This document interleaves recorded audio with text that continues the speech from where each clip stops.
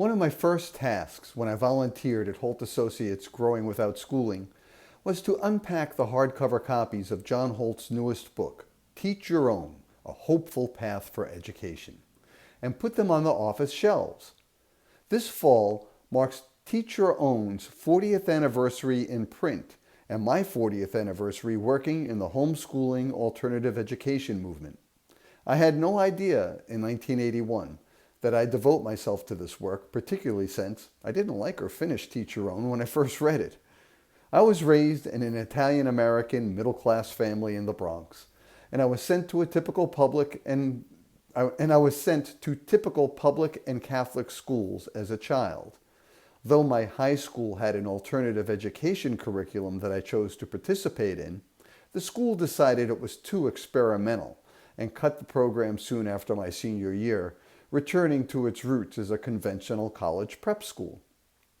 I attended a conventional college and a conventional graduate school, and when I graduated with a master's degree in English, I found I couldn't get a job teaching in any public or private school. They were firing teachers in Massachusetts, not hiring in 1981, due to a property tax rollback bill. I found work as a bookstore clerk, joining the large cohort of other college degree holders who stocked shelves and ran cash registers then and now. The great push to make everyone a college graduate never sat well with me, based on personal experience. I was doing work in that bookstore that any high school graduate could do just as well. When the bookstore expanded, the owner put a sign in the window, "Help wanted, college degree required." When I asked the owner why he did that, he replied, "Because Boston had so many college students and graduates, why hire someone without a degree?" Plus, he thought college graduates were more sophisticated readers. I soon learned that most of the bookstore's employees were more interested in sports and partying than in reading books. In hindsight, I also think the college graduates only application message was a way of keeping the staff white. I can't remember a single employee of any color who worked in the owner's stores during my 18 months there. So, I was primed to question schooling and work requirements when I decided to volunteer at Holt Associates and learn word processing as a way to get out of my dead-end cashier job. I never thought my volunteer stint would turn into my life's work. I also did not understand that the more things change, the more they stay the same. While researching the new edition of Teach Your Own, I learned that 43.2% of recent college graduates and 33.8% of all college graduates are underemployed, defined by the Federal Reserve Bank of New York as the share of graduates working in jobs that typically do not require a college degree. These numbers have been more or less in the same range since 1990, which is remarkable considering the big push educational institutions have been making to encourage everyone to graduate from college. Millions of former and current college students are now protesting to get the government to forgive their unreasonable college loan debts because the job doors the degrees were supposed to open are not there. Learning throughout our lives can be supported by higher education in ways other than a 4-year marathon of classes. But the education establishment is quite set in its ways. However, agile businesses are forging new paths toward employment. James Marcus Bach is an expert in software testing and the author of Secrets of a Buccaneer Scholar: How Self-Education in the Pursuit of Passion Can Lead to a Lifetime of Success. We met at an unschooling conference several years ago, and I asked James about his self-education experiences. How was he able to work for companies like Google and Apple without conventional degrees or certificates? James replied that he could never work at Google since they were so degree-oriented in their hiring process. However, Apple gave him a chance. I mentioned James because of how quickly things are changing for people without college degrees. Google is now not only hiring people like James, they recruit them. A Forbes magazine article about 2020 recruiting trends reported that some of the largest tech giants, including Google and Apple, are moving away from requiring candidates to have college degrees. Companies are no longer limiting themselves to candidates who can afford a college education because the internet has created an abundance of opportunities for individuals to learn skills on their own without the need for an expensive university education. There's still a long way to go before we can say people will be considered for employment based on their skills, character, and experiences instead of the college they graduated from. But I think these developments are encouraging signs that self-directed education is gaining public acceptance. Homeschooling is growing more rapidly than ever at this moment, and its ideas about children, families, communities, and social learning are receiving serious attention from parents around the world. But this is a small piece of the changes we need to make in order to create, in John Holt's words, a life worth living and work worth doing. That is what I want for children and all people, not just or not even something called a better education.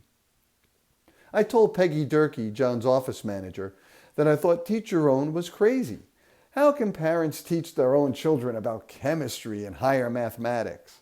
If we let children figure things out on their own learning schedule, they'll miss important subjects and just play, won't they? Peggy replied that she thought each of John's books explores the same themes he wrote about in his first book, only more deeply and from different perspectives. So she suggested I read John's first book, How Children Fail, before I gave up on his ideas about education.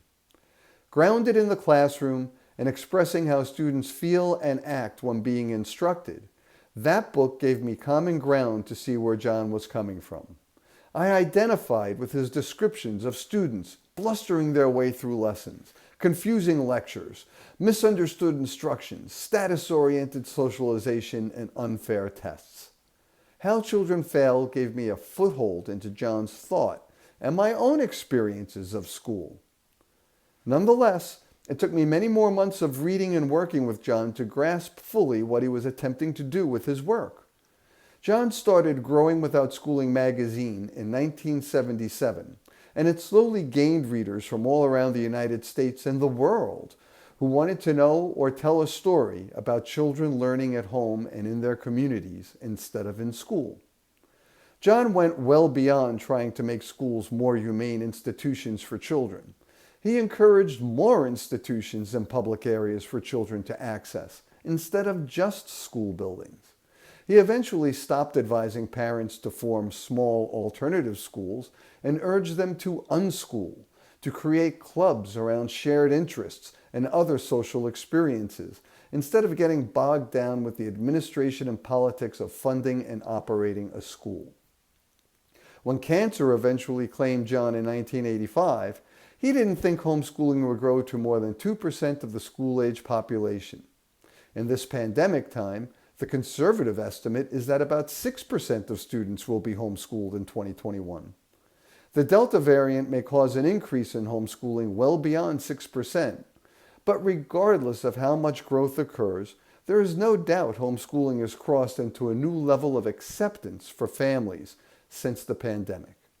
But for most people, homeschooling still means duplicating school in their homes.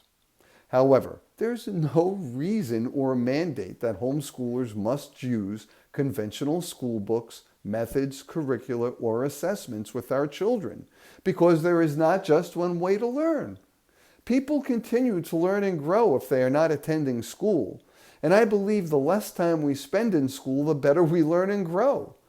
Formal classes, private instruction, online learning all have a role to play in our learning. I know of very few unschoolers and homeschoolers who haven't used those resources at some point.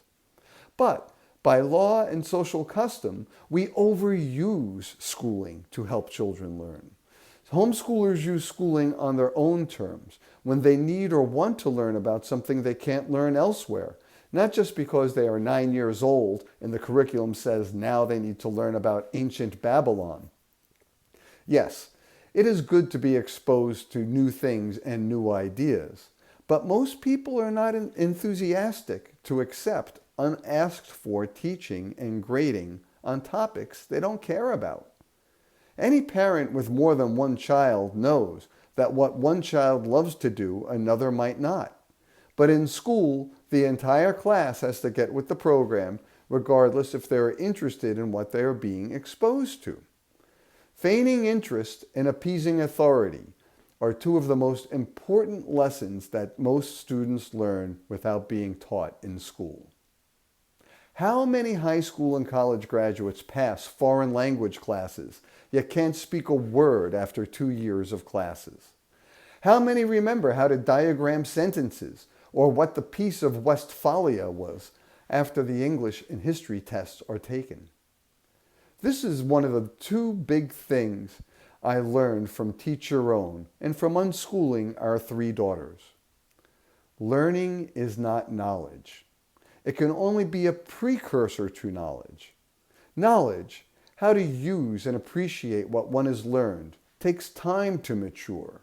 In school, knowledge is just a high test score. In life, knowledge is wisdom accumulated over time from personal experience and reflection. Just because a child displays a good throwing arm or can calculate numbers easily doesn't mean they should be placed on a sports or math career path from their youth. We put too much pressure on people when we do so, and it really is unreasonable to expect a child who enjoys playing the violin at age 5 to continue to do so when they are 10. It might happen, but it also might not happen.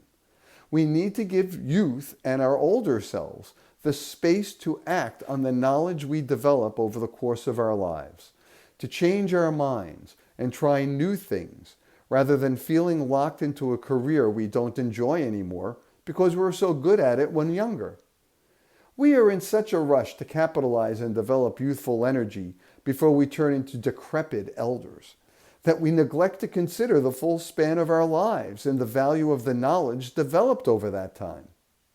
Research shows that inventors peak in their late 40s and tend to be highly productive in the last half of their careers. But the highest value patents often come from the oldest inventors, those over the age of 55. A study of Nobel physics laureates found that since the 1980s, they have made their discoveries on average at age 50. The study also found that the peak of creativity for Nobel winners is getting higher every year. John Holt described himself as a not very musical child and a late bloomer as a writer. In his book, Never Too Late, John writes about learning to play the cello as a middle-aged man. John wrote the book as his musical biography, but also to question the widely held idea that what happens to us in the first few years of our lives determines everything that will happen later, what we can be, what we can do.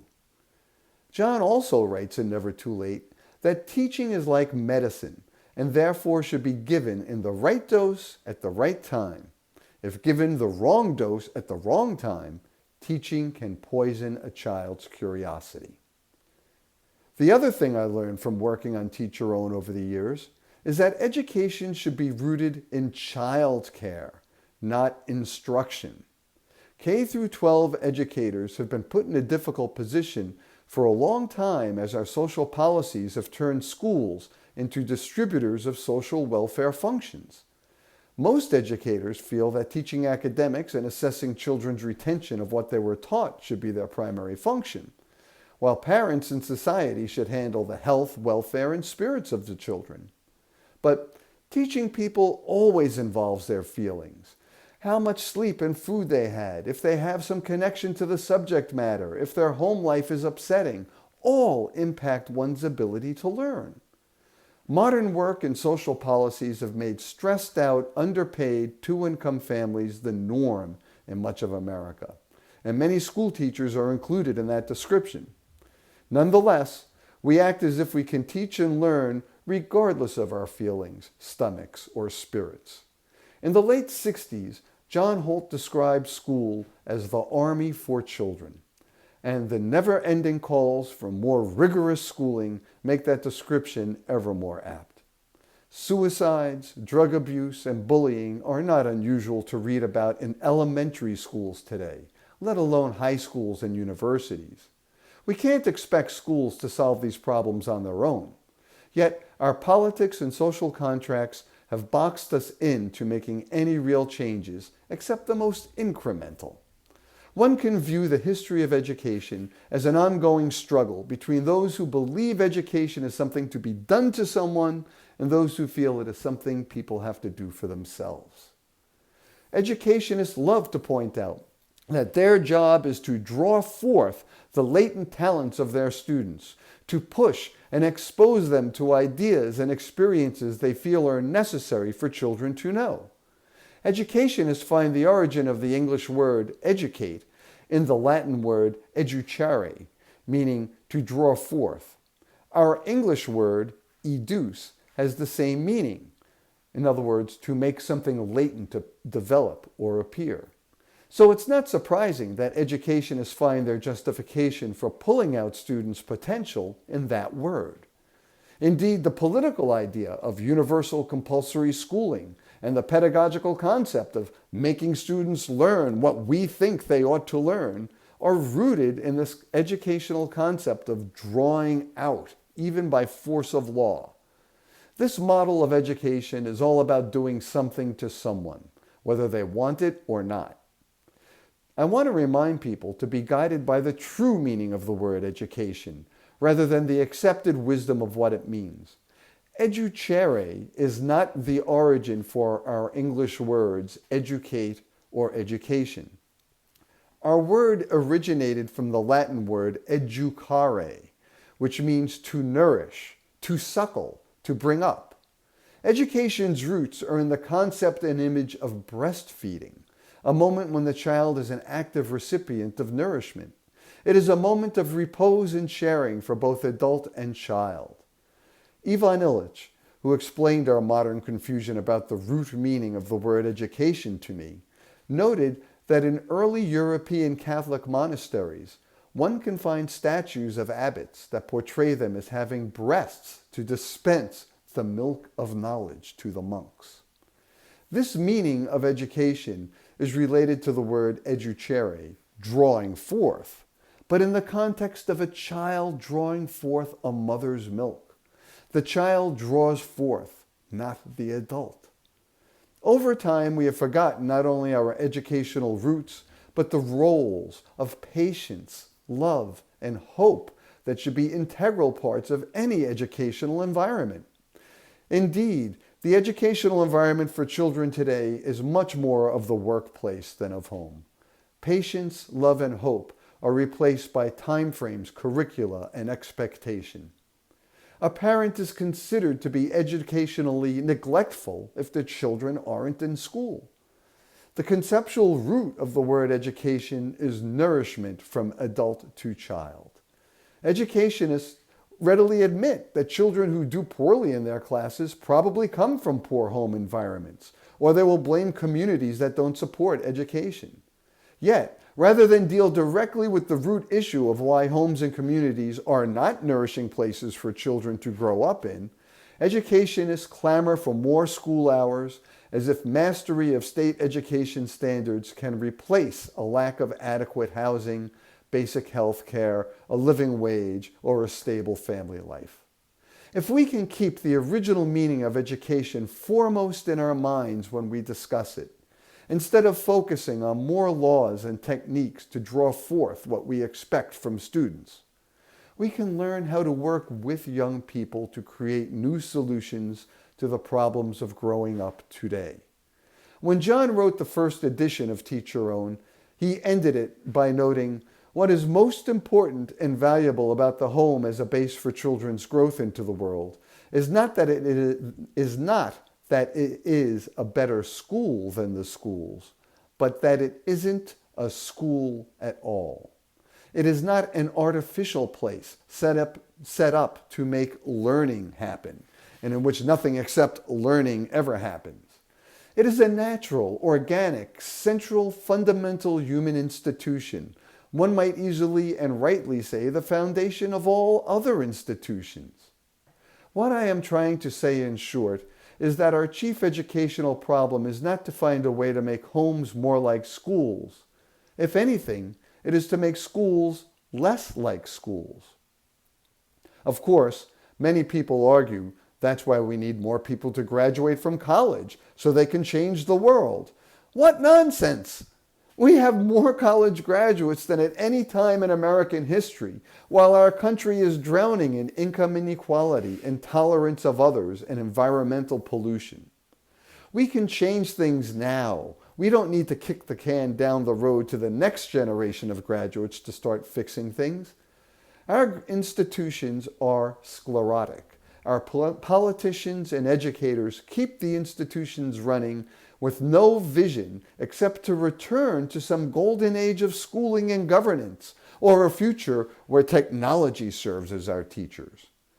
This is why change is happening from outside of school, by parents, former teachers, and entrepreneurs who see that children learn in many ways and want to provide them with more access to our world. Despite homeschooling's considerable growth and impact since John wrote Teach Your Own in 1981, most school officials appear determined to fight it or ignore it. But they are not in step with public opinions, changing technologies, changing family and work schedules, nor the long body of research that challenges how we teach and learn in schools. Fortunately, you don't have to wait for the schools to change to help your children learn. You can teach your own. Thank you.